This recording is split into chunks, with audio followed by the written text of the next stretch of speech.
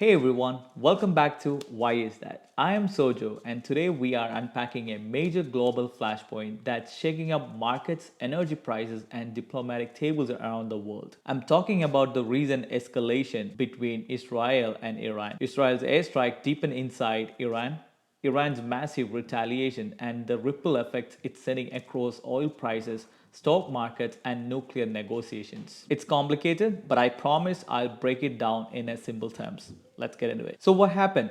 On June 13th, Israel launched Operation Rising Line, sending over 200 fighter jets deep into Iranian airspace. They hit nuclear facilities, missile factories, and even military leadership compounds in cities like Natanz, Tabriz, and even in the outskirts of Tehran. Some Iranian commanders and scientists were reportedly killed. It was bold, it was targeted, and it was unprecedented. In response, Iran launched a massive counterattack, firing hundreds of drones and ballistic missiles towards Israel cities like Tel Aviv and Haifa.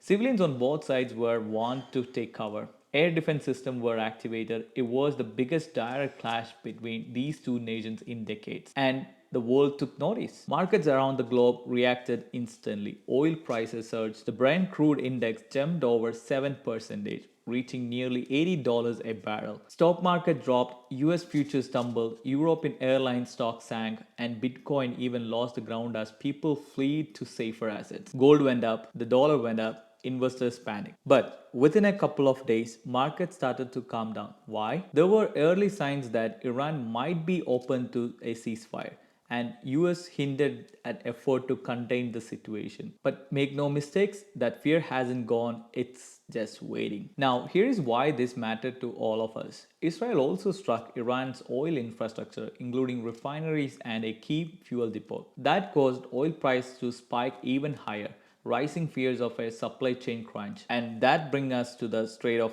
Hormuz. This is a tiny stretch of a water handles nearly 20% of global oil shipments. If Iran retaliates by blocking it or even threatening it, oil price could hit $90 to $100 a barrel. That would drive up gas prices across the world from Canada to Europe to Southeast Asia. Already, analysts are warning get ready for higher fuel costs. That means more expensive transportation, flight, food, everything. It's not just a Middle Eastern problem anymore. The economic impact didn't stop there. Investors pulled back from risky assets. They rushed towards US treasuries, gold, and the dollar.